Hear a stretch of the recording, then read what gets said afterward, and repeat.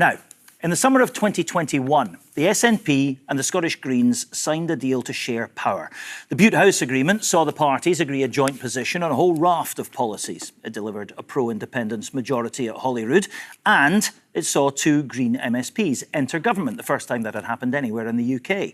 But a number of those policies have since been suspended or scrapped. And this week, the Scottish Government announced it was abandoning another one, a really big one. Their flagship target of reducing our greenhouse gas emissions by 75% by 2030. That was too much for some. There were rumblings of rebellion in the green grassroots. There is a vocal wing of the membership who now feel the time has come to walk out of government, and the party is going to give them a vote on that in the coming weeks. It's a big moment, this.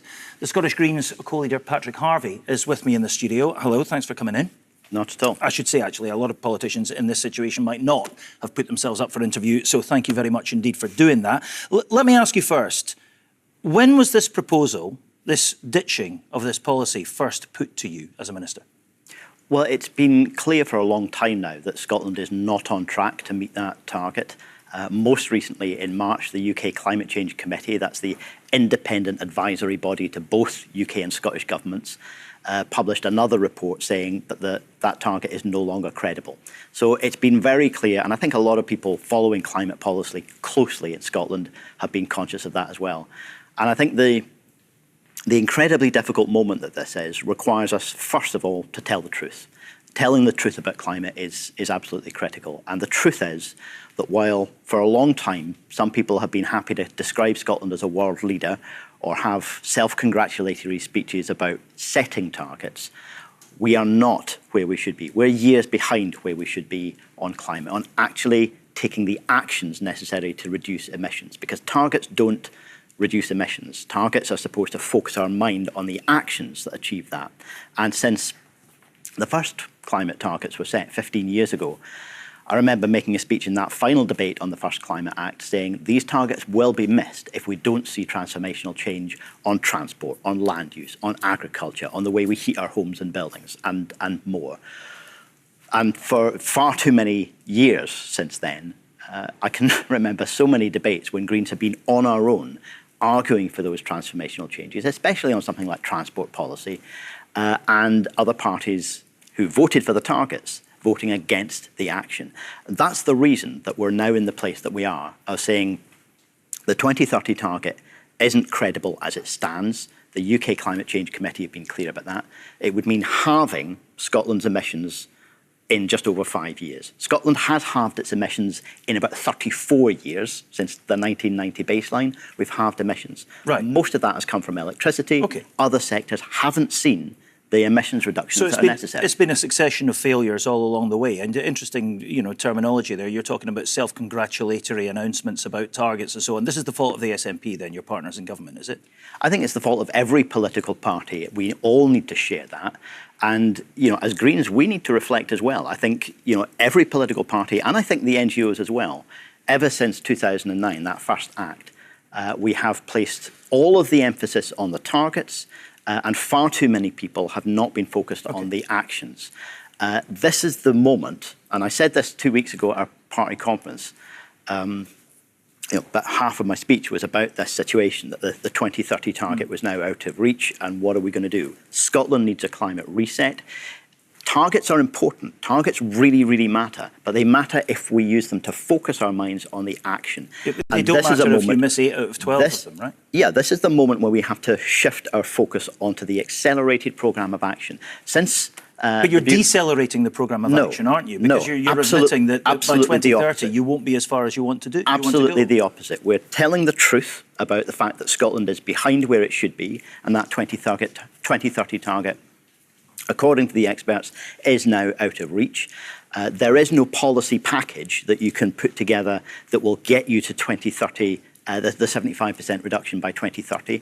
That is not a reason to slow down. That is a reason to accelerate. And since the Bute House Agreement, we're accelerating climate action. You have seen transformational changes on transport, on heat and buildings, and more announced this week on things like agriculture. And that is the thing that we have to do. I want to get into that stuff. Action now. But let me ask you some very specific questions first. I'll get back to my opening question. When was this proposal first put to you?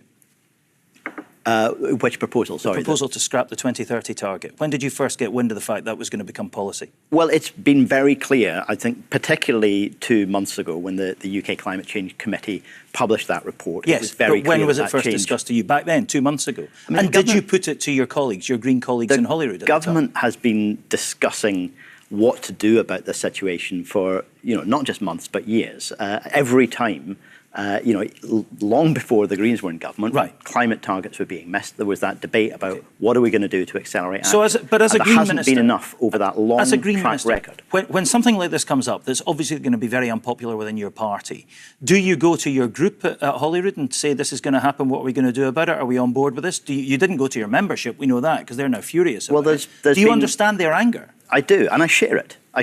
There's been extensive discussion. You share the anger of a policy that you've agreed to scrap? I share the anger about the situation that Scotland is in, that we are years behind where we should be. And, this is a moment it's critical for the future of climate policy in Scotland, which is, the reason Greens are in politics in the first place. It's critical to the future of our party as well. And over the next few weeks, we have probably the most important decision to make that we've ever had to make about the future of our party. And I want to make sure that we're all listening to each other over those few weeks and making sure that we genuinely understand and share not just the sense of urgency and the deep disappointment and anger about the fact that Scotland is not on track at the moment, but a focus and determination on action. And my worry is that if we walked away at this point, we would decelerate climate action. We would see the hand strengthened of the likes of Fergus Ewing, backbencher in the SNP now, who's constantly popping up and having a go at environmental policy and urging the government to slow down. So you're advocating staying in government? Just last week, others in Scotland were advocating that government should slow down on the policy, on the action. That is absolutely the wrong thing to do. And I think if we walked away, there's a real danger that might be the result. But you're already too slow in government. You haven't achieved what you need to in government. Government's not working for you. Let me remind you, by the way, the Climate Change Committee advice was 65% emission reduction by 2030 was a realistic policy. The Scottish Parliament went for 75. Mm-hmm. You wanted 85. You failed on the 75. 65% was probably more realistic. You haven't achieved what you wanted to do in government. What's the point of staying in? Well, the debate on what those targets are goes back a few years before we were in government. And I think very clearly all political parties had decided, let us set a really stretching ambition, one that is beyond what the advice is saying can be achieved, in order to focus the mind. So there was a debate on how far beyond the advice those targets should be. But where we are now, absolutely, over the last 2.5 years, when we've been in government, we've accelerated action. That's why young people have free bus travel. That's why we have a heat in buildings programme that the UK Climate Change Committee itself said could be a template for action across the rest of the UK. Really? Because let me just interrupt you there. We're talking about heat pumps here and so on, are we? Because you're miles away from where you want to be. You're installing about 5,000 heat pumps a year at the moment. Since 2010, you've installed 26,000 heat pumps in Scotland. By your own strategy, the heat and building strategy, you should be doing 124,000 at the moment. You've done 26. No, that's not true. In the years to come, you should be doing 200,000 a year between now and the end of the decade, and you're doing 5,000 a year. You're hardly scratching the surface of the heat pump issue. About 2.5 years ago, when I took on that portfolio, Scotland was seeing, I think, about 2,000 thereabouts a year. We're now up to 6 or 7. This is about acceleration of something that was 200 something that was marginal. in the next few years. We need to be into the hundreds of thousands by the end of this decade. You're at 6. By the end of this decade, yeah, and the acceleration is happening every year. That's why, for example, just this year we published the new build heat standard, which means that new buildings, new housing developments, have to have clean heating from the outset. That will in itself not only massively increase the number of installations, it will also stimulate the innovation, the skills, the supply chain, the capacity that means we can continue to accelerate. That number needs to keep going up and up and up in order to get to where we need to be. That's not just happening in Scotland. Every other country in Europe is in a similar position, other than the handful who did this back in the 70s. The thing is, right, to be successful government, you need 3 things. You need to know where you want to go, you need to know how you're going to get there, and you need to take people with you. Now, you know where you want to go, you set a target, but you didn't know how you were going to get there because that target's failed, and you didn't take the country with you because people aren't taking up things like heat pumps. So the government's not working, is it, in that respect?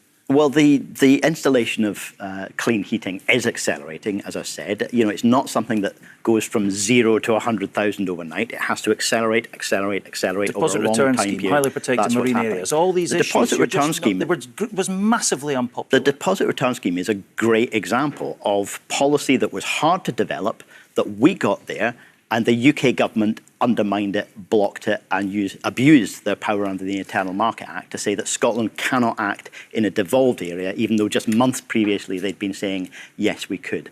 So that is deliberate sabotage for political reasons by people who are only interested in what they describe as muscular unionism instead of environmental policy. Where's the big, game-changing, ambitious, flag-planting environmental policy coming from? You know, we heard a raft of policies, joined up public transport tickets, very nice if you've got a bus or a train that goes through your town, very metropolitan central Scotland, all sorts of other bits and bobs, most of them, by the way, old policies reheated.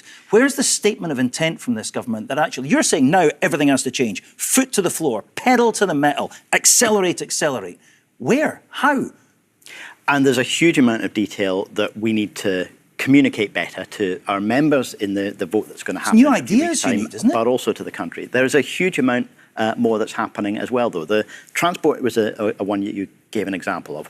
What we've got now, after many, many years when it was basically politically impossible to even talk about this, government policy is now to implement demand management on the roads, and that means a source not just of reducing emissions from vehicles, but a source of revenue to invest in public transport. And that connection between taking an approach that reduces road traffic levels from polluting vehicles and invests in a world-class public transport offer, that's the kind of joined-up thinking that has been missing for all of those years. We were going to get a joined-up public transport offer. You could have done it any year until now. I know it's been presented as some revolutionary new idea. I've been in government for 2.5 years. We've just heard it before.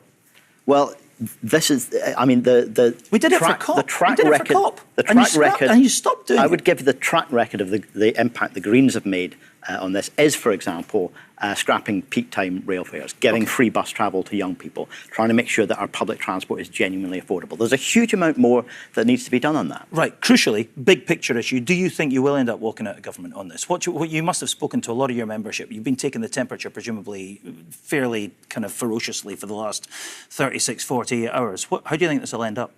Honestly, I don't know. The first thing that I hope is that every party member engages with this, and that every party member goes into this trying to listen to each other's perspectives, first of all, and to think very deeply about the most important decision that we've ever made. My instinct is that we will achieve far more by staying in government, not only in terms of good climate policy and a whole host of other policies. You know, we've just introduced the housing bill with a long-term package of rent controls for Scotland. That was one of our members' top priorities when we sat down and asked them what should be in a cooperation agreement if we enter government. We're just about to deliver that. There's a whole host of other work that we need to continue to accelerate, but I don't just want our members to think, yeah, grudgingly on balance, we'll probably do more good by staying. I want them to feel enthusiastic. I want them to feel reassured that not only the Greens and the Scottish Government, but Scotland is on the right track here. And we clearly have more to do to persuade them of it.